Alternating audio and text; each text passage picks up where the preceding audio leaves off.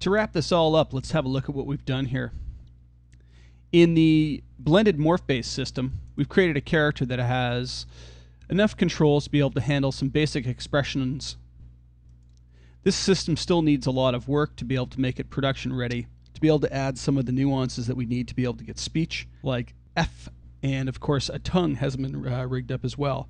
This can be added in as morph targets and either driven right in the same morph targets and driven with specific sliders, or on a whole separate set of sliders just to control the tongue.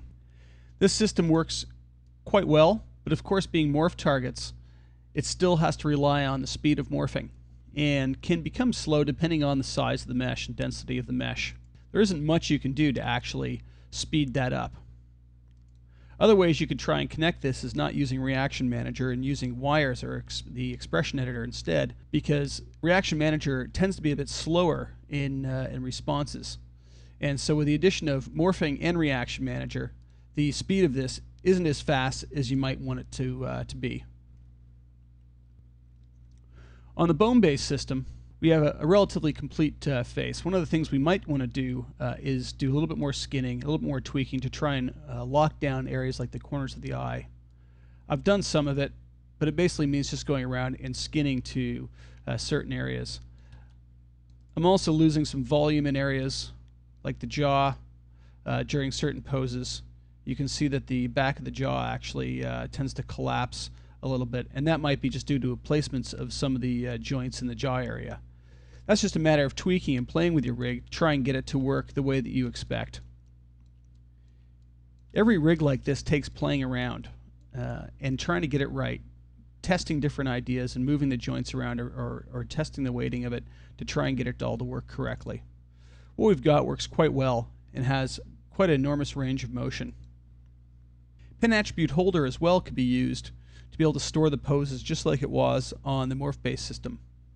What we'd do here is we'd have to store a lot of tracks, basically the XYZ positions of every single control object, plus some of the rotations on, I believe, 1, 2, 3, 4 of the objects around the mouth are utilizing rotations as well. So we'd have to store those. What I would suggest is it is done in an actually 2-layer system, that the top layer controls, the ones that have the wide scope control, be put on one layer, and then the other be the smaller ones be put on another layer, and then one over the entire thing. And you could actually store several pin attribute holders on each of the objects, so 3 of each. So you could actually have a global control and then a control over the individual layers so that each weren't moving. As well as a tongue needs to be set up here that I didn't get into. And a tongue for this sort of setup might be best with the same sorts of control objects, so that the tongue can be manipulated with a chain of bones, really set up exactly the same way. A stretchy bone system down the length of the tongue with the same sorts of controls along it that you could grab and pull and stretch and twist the tongue.